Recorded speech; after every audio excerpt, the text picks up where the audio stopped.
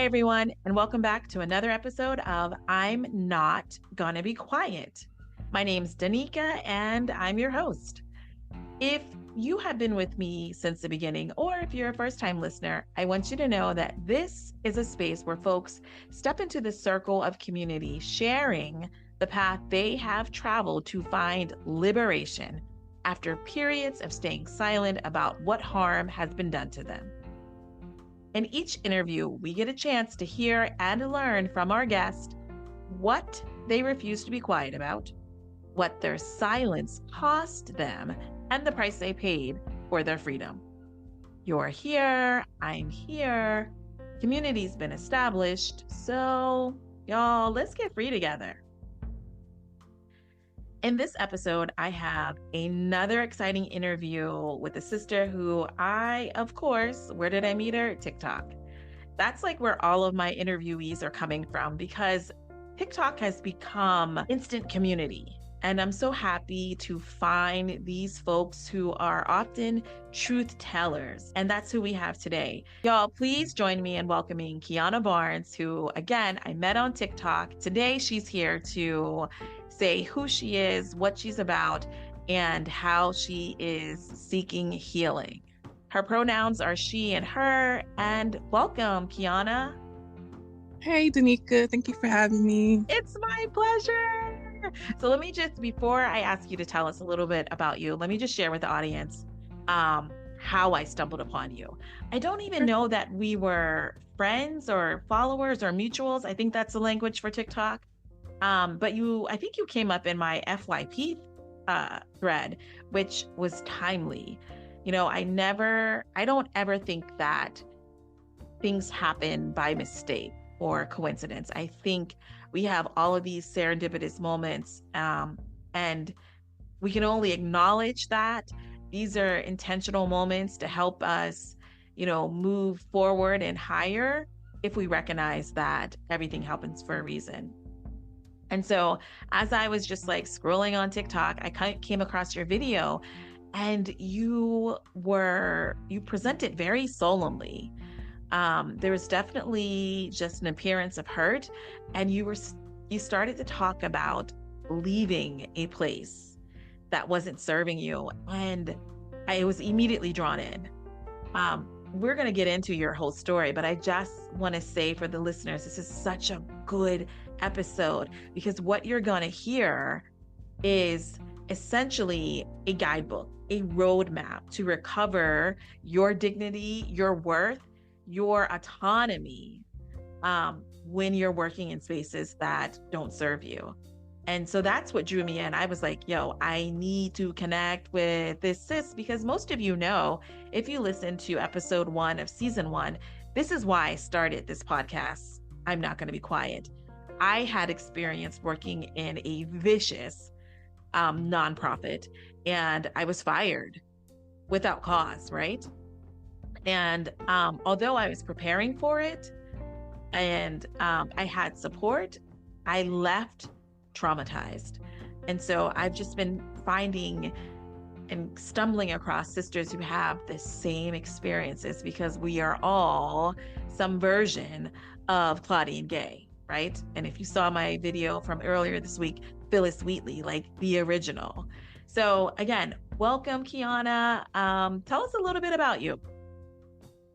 Okay, hey everybody, my name is Kiana Barnes. I have been in retail for about the last 16 years now. I've been working since I was 14, but as I got older, fashion has always been a passion of mine. I decided to go into like the retail fashion space. And from there, I, figured out I had a passion and a talent for visual merchandising. So that's what I chose to, make my career out of. I've been doing that for like the last 10 or 11 years. I'm originally from Miami, Florida, but I got the opportunity to move to New York with my previous company. And then from there, I just worked my way up. And for the last 2 years, I was in the corporate America space, doing what I love. I was creating the visual direction for the brand, doing a lot of big things, really, I think flexing my skills and, really showing that I was passionate about this field. And yeah, I had a not so great experience the last 2 years with that company, which led to the video that you saw on TikTok, Danica. Yeah. All right. So that makes sense. Let me just say this, the career that you're describing sounds really dope. It sounds really exciting. It sounds like you jumped from one like metropolitan area that's just full of life and always buzzing to another.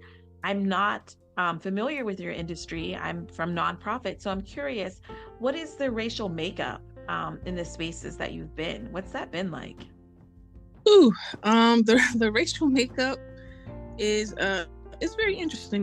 There's a lot of people that choose to go into like the retail fashion world and pursue visual merchandising. It's actually a lot of people that are creative that choose to, pursue that specific area of retail. And what I've noticed just from being in this space for so long is that with this this role and this title, when it comes to being a Black creative, it's not always easy to get in that field. I think just from my personal experience, I found out that I had like a talent and a skill for it early in my retail career. But I noticed that, as I try to grow in that area, I would be told like, actually, your personality, you're introverted. I think you would do better in backstock, processing the apparel and, things like that. So I went through a lot of that in my career. I had to prove myself time and time and again. And it's so crazy because I feel like that aspect has never left me. I've always had to, walk in a room and prove myself, and prove that I'm like worthy of being in that position, because it's a very sought after position, but like I said, not a lot of Black creatives are able to get into that space, and if they are, they have to be 20 times more talented than their white counterparts. They have to jump through hoops to just get their foot in the door. So that's been my experience so far. I feel like a lot of women are going to resonate with this. A lot of sisters, like, I feel like we often tell each other stories because that's how pervasive systemic racism is. So what was it like for you? Because it sounds like what I'm hearing you say is that you were one of the only in the majority of your career. And it also sounds like they were trying to make you the help. Yeah. I experienced, people trying to put me in backstock quite a few times. And back then, I really knew my worth. I knew what I wanted, and I knew that I definitely had a unique talent for this compared to, the other people around me who were mediocre. So with that, say it all. Yeah, with that, I would literally just, pick up and try to find the next job and find the next place that would actually try to give me, a chance to get my foot in that door and really like, pursue visual merchandising, totally, and like get that title. So I hopped around. Like I've literally worked for almost every like major retailer, like fashion retailer, out there in the business. Hopped around just to get that experience and get that title, so that I can put that on my resume and really claim that, because that's the only way back then. Even now, you could even interview for something as coveted as that, because people look at it as, within the store space, they look at it as like a really sought after, really like esteemed position, you know? Like you are the person that curates the cool in the store, you know, you're styling. You're really, you know, pushing what the consumer needs to purchase, you know? So it holds a lot of weight, but yeah, it's not something that you can easily get. It's not something that, you know, they would just give to anybody. So you would have to try to prove yourself constantly. And yeah, like I said, I would just have to leave and find me somewhere else where they would give me that title so that I could like really pursue that position. That sounds exhausting. It's such a constant state of like a catch-22. You have this passion, you have this intelligence, this skill set, this talent, but then you're constantly being pushed up against a no. And it's not a no that's based on merit. It's not a no based on performance. It's not a no based on experience. It's a no based on race. Yeah. Which is also very wild to me, because what I hear you saying is that you're a thought leader, right? And that makes sense because we see with hip hop, we see with all entertainment. I mean, we even see with, in terms of ingenuity, with inventing things. It's us. We are the prototype. We are the prototype. However, because of the way structural racism works, we're never in positions of power. Never. Yeah. So I want to learn so much more about what this has been like for you. And so I guess let's just like succinctly say what it is. What are you not going to be quiet about? I'm no longer going to be quiet about advocating for myself. You know, when I'm being mistreated, you know, I'm being disrespected in the workplace. I feel like so many times we have to, you know, be professional at all times. We don't have a chance to, you know, be human or show, you know, human emotion. We can't. If we show any emotion, we're labeled as problematic or, you know, angry. Can't show any personality because, you know, your white counterparts, if they show personality, they have spunk, you know, they're eccentric, you know, it's never anything negative. So I'm not going to be quiet about people mislabeling me and disrespecting me. Yo, I love that. That's it.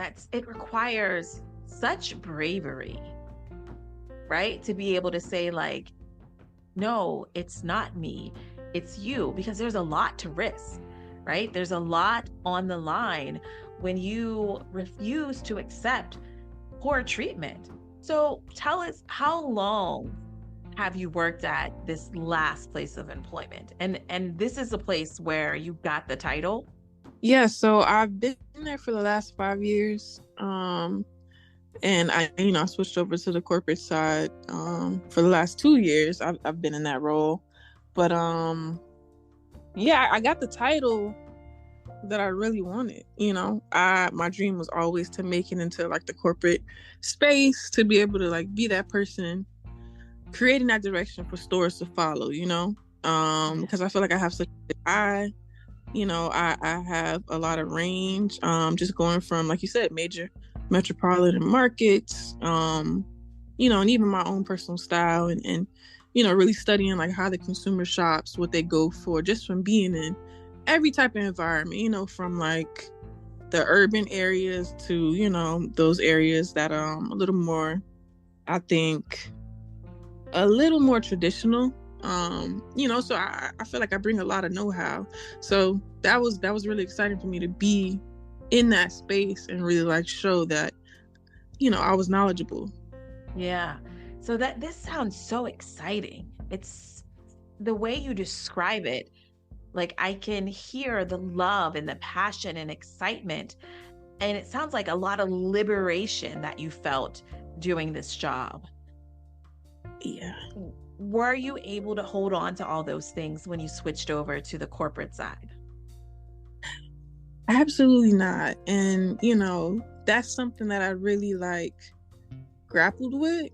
You know, it ultimately, I think, helped me make my decision, you know, when I started going through all of this. But I tried to keep some of the excitement and the creativity, but what I noticed is once I got into those spaces, and I had an epiphany. I was just like, well, maybe the truly creative people aren't supposed to be in those spaces, or at least from my own experience, because I noticed once I got into those spaces, I saw up close just how close-minded those people that are making the decisions in those spaces, they don't deserve to be in, because they don't have any connectivity to the culture. Just how close-minded they are, just how their beliefs, some of their business practices, I noticed so many things, which ultimately made me not want to be there any longer. I know when I would try to push the boundaries and really help elevate the spaces and implement new ideas, I would be shut down most of the time, and that was discouraging, because it's like, I know the culture, I'm from the culture, I know the consumer, I can look at something and see that people are going to be drawn to it, it's going to be a bestseller or a top seller, and to constantly be shot down, it was discouraging. So I would figure out, how to tap back into my creativity outside of work, because I couldn't have it in work anymore, So I know what it's like to be a Black woman, and I hear you when you're sharing that, you were the lone person of color. You were the only Black person in these corporate spaces. And so I know what that's like to be surrounded by white folks, which it doesn't make sense in 2023, 2024 to not have a diverse group of folks working in upper management. That doesn't make sense to me. Just on the surface, I got all the questions. But I'm curious for you, did you have any experiences where, you felt like race impacted how you were being treated? Yeah, I definitely felt like that. For the longest time, for the last 2 years, I was the only Black person on my team. And I would feel, a lot of times I would be treated differently, because of my race, because I was a woman.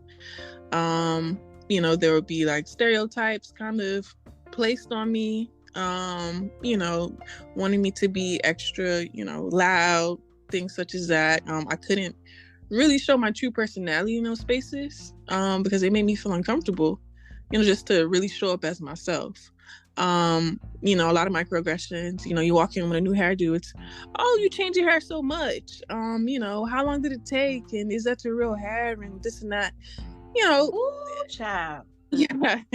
Yeah. A lot of things to make you feel uncomfortable. So I definitely had to, deal with and face a lot, in that space. That, I imagine, has to be exhausting. And I just wonder what that does to your mental health, right? Because I know for me, there were so many microaggressions, and I think so many Black women can, relate to this. When every day you go in with the desire to do excellent work, with the desire to live out your dream and your passion, but then every 10 feet that you move physically in that space, you're being bombarded with some type of implicit bias, some type of micro and macroaggression. What does that do to your mental health, especially when you're the only one? Man, my mental health definitely suffered greatly, being in this space. Probably the most I've ever experienced in my lifetime.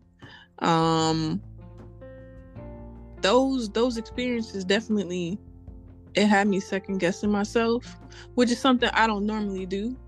I definitely questioned, if I made the right choice to even be in that space and to take that position, even though it was my dream and I worked so hard for it. It had me question, did I deserve to be there? Did I make the right choice? Do I have to accept this? Do I have to be so grateful to be in these places, as if I was handed it, Right. And that's something I had to work through. Yeah. with I therapy. get Yeah. I get that, right? It sounds like you're describing imposter syndrome, which a lot of us suffer from and with, right? And it makes sense that we feel constantly like we're on the outside and that we have to question if we've earned our spot there because they make us feel that way, right? When Yeah. they Yeah. when they intentionally leave us out of meetings, when they intentionally don't hire with the intention to make a diverse space, when they intentionally are always putting our suggestions and ideas and thoughts and work under a microscope, and we see that they clearly don't treat our white counterparts the same way, it makes sense that we should all be suffering with imposter syndrome. Yeah. And I just want to pause and just acknowledge this is pretty fresh for you because it just happened. And so I just want to just empathize with you and just say I'm sorry that it happened. I Yeah. know what that feels like. I feel like I don't know actually any, not one Black woman in my circle has a different story. Different Yeah. fields, right? I have a girlfriend who is a doctor. I have a girlfriend who is a case manager. I have a girlfriend who is a teacher. I have a girlfriend who is in communications. I have I have all these friends that are in different areas of business, and then we all have the same story. Yeah. Yeah. Yeah. I'm just sighing. I'm regrouping. You talked about therapy. Yeah. Yeah. I love that. Y'all can't see me, but I'm smiling ear to ear. Obviously, I'm a therapist, so I believe in it.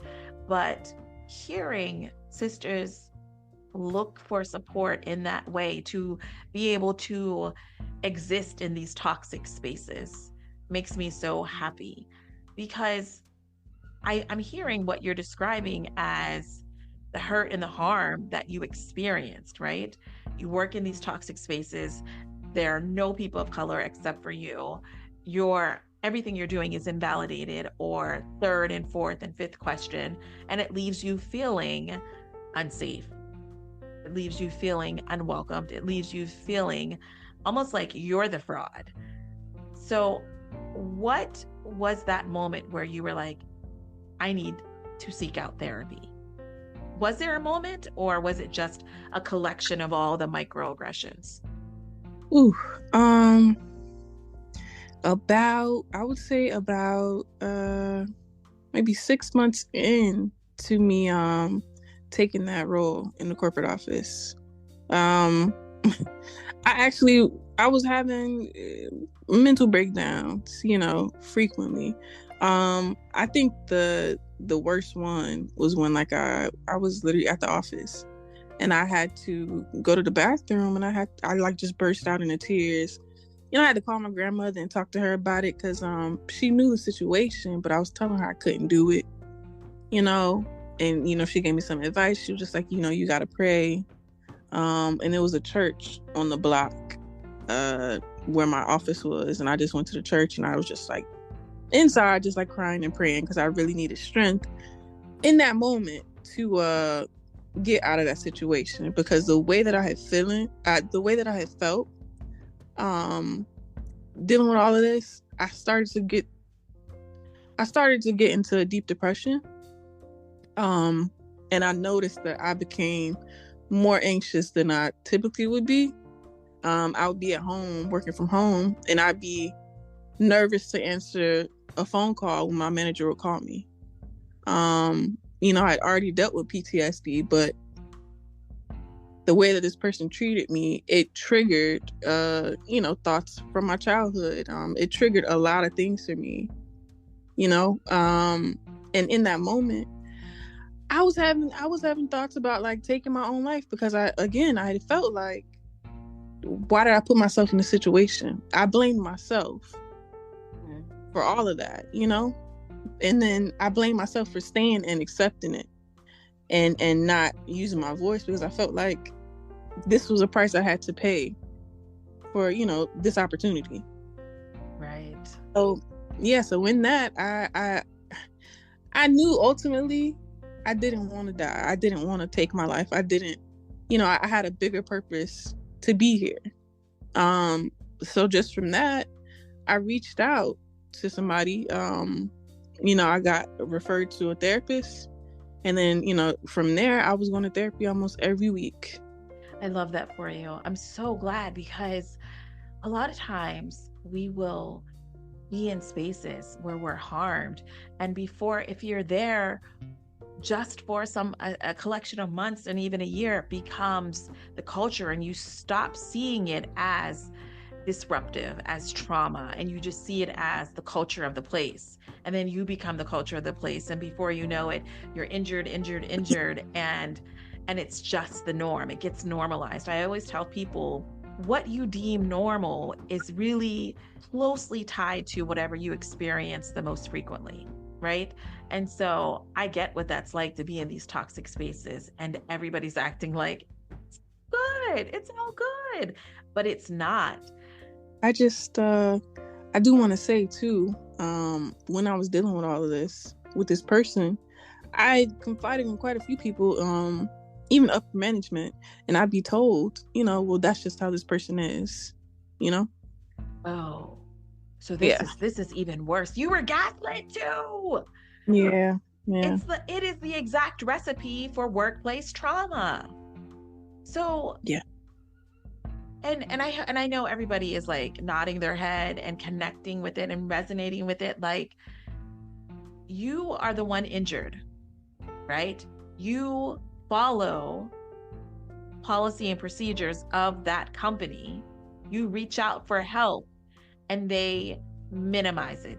And not just minimize it, they gaslight you, and they protect the offender. Yeah. This is why corporations are trash. This is why C-suite folks can never be trusted, because the violence doesn't start at the bottom and then trickle up. No, it trickles down.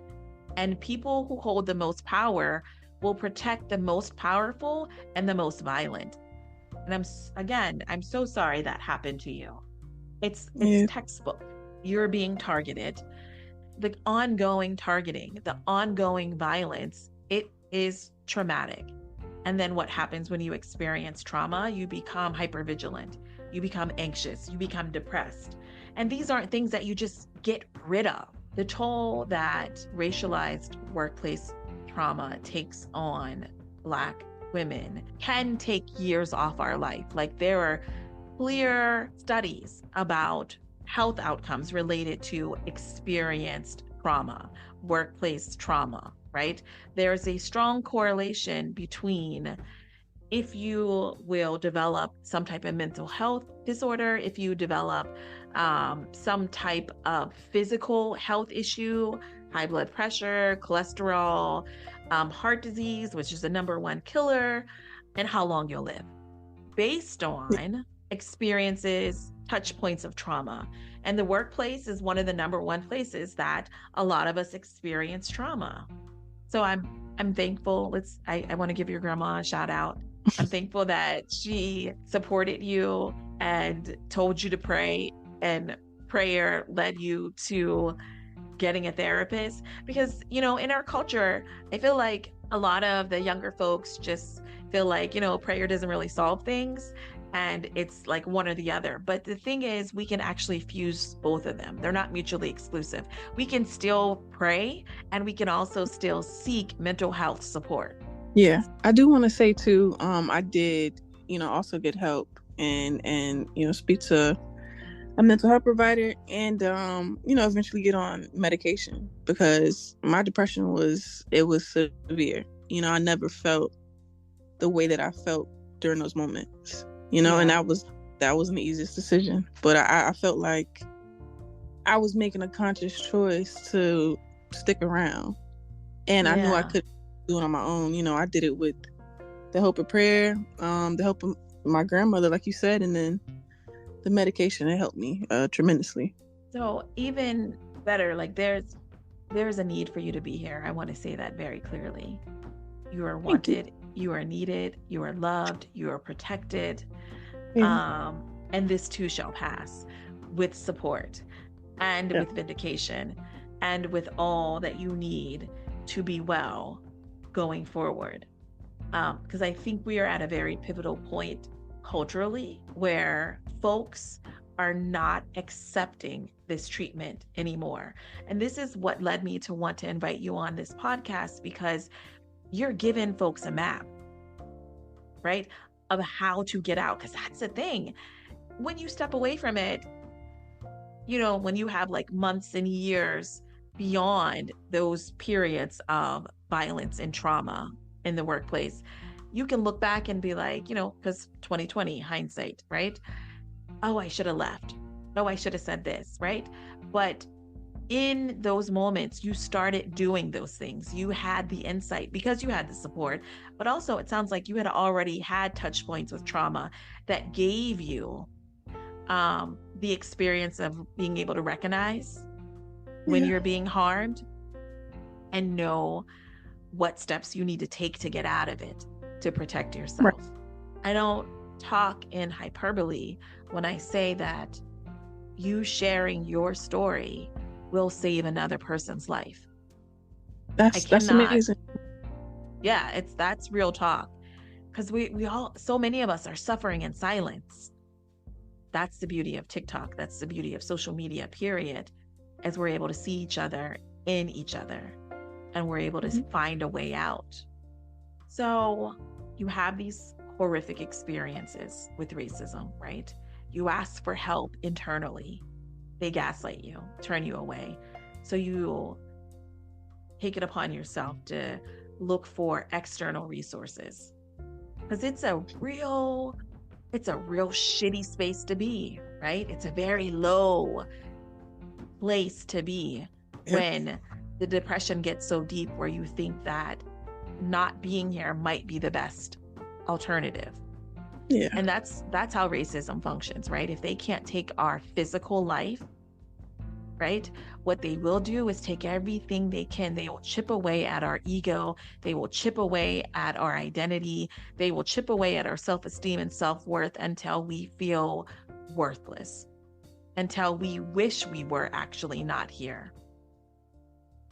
So as all of those things are transpiring, all this hurt, all this harm, all this racial trauma, you were silent about it for a while. And then you started to do the work to break free. Yeah. How did you do that? You got in therapy, you got with a psychiatrist, you prayed, you leaned on your grandmother and other supports. And then what happened? From there, I confided in my therapist. I let her know how I was truly feeling, because those are things I don't talk about to anybody. I never let people know, just how bad my depression is. I don't even bring it up because I know mental health can be touchy and it gets downplayed a lot. Even me mentioning going on medication. I did tell somebody before and they were kind of like, well, you don't need that. So from there, I learned you keep those things to yourself because people don't realize, how much power their words hold.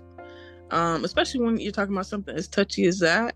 I'm making a conscious decision to save my life, and you're telling me that I don't need these things. So, I confided in my therapist, and she helped me kind of map out, what I needed to do. From there, I got a psychiatrist because I knew, if I started to build that rapport with her, she could somehow help me get that time away from work that I so desperately needed, because during those 2 years, I was so stressed that I was using all the PTO that I had to simply, be home and try to rest. So my psychiatrist, she helped me, thankfully, and I was able to get, 3 weeks off, I believe it was with FMLA. And from there, I rested, I really prioritized my rest. And then I looked for another job. I made sure I was out searching, applying any and everywhere, because I realized in that moment I was looking for ease. I was trying to bring ease and peace back into my life, because I feel like it had been taken from me for so long, you know. Um, but then also realizing that I am a talent and that I don't need to downplay myself and just take anything. So really trying to find something that will work for me, that was still in the same range of what I was getting paid so that I could afford, my life and my bills. And I went back to work and it wasn't great. So, that same day that I returned, I reached back to my psychiatrist and I let her know, hey, I had a panic attack at work today. I can't do this. I need your help getting more time off because I don't want to go back to this place. And she helped me. She extended it for me. I took another 3 weeks, had more interviews, and thankfully I was able to land something. And then from there, I returned back to work, and on that same day, I provided my resignation letter because I knew I couldn't stay at that place any longer. I'm giving you all the snaps like this. Thank you. Really, it takes a lot of bravery, especially when you get a no, right? From someone who is a confidant, right? If you're telling someone, I'm not well and I need help more than a prayer, more than kind words, but actual medicine, and they are just like, again, minimizing that. Because there's a lot of stigma, especially in our community, but just in, American culture, period. There's a lot of stigma around mental health and diagnoses and medication and therapy and just treatment, period. And I'm just so grateful that you were able to just bypass that and recognize it as someone who just doesn't know more and better. That requires a lot of courage. I remember being like 6 states away from home as a kid in college, right? In undergrad. And it was the first time that I felt depressed, like it was heavy. And I remember, this is obviously so long ago, I went to a payphone. I remember calling my mom and telling her, it was like, Mom, I'm depressed, right? There's just a lot of pressure. There's grades and money and housing and car and all of that. And I remember my mom saying, oh, don't say that. You're not depressed. We don't do that. We don't get depressed. I was like, okay, all right. Okay, I'll talk to you later. But that taught me, I have to be careful with who I share that with. And so I'm so glad to hear that it didn't stop you. Yeah. Me too. I'm also so glad to hear that the pieces of you that they tried to take from you were still there. Doesn't mean, not bruised or damaged or hurt, but it's still there. Right. And you were like, yeah, no. Let me get this medicine and I'm gonna get out of here. Yeah, I'm glad I still had that fight, because for a long time it didn't seem like it was there, Yeah. This is why I think your experience is so important for folks to hear, because I feel like culturally where we are is we're not tolerating mistreatment anymore. And there are so many paths out of those violent spaces. And you're showcasing what it took and one way of doing it, because it requires a lot of courage to come back in a place where people are depending on you and you are the only Black person there. And sometimes you might feel like you have the whole culture on your shoulders, right? There's that fear of well, if I leave this very coveted position, they may not fill it with another Black person for another 20, 50 years. But that doesn't matter.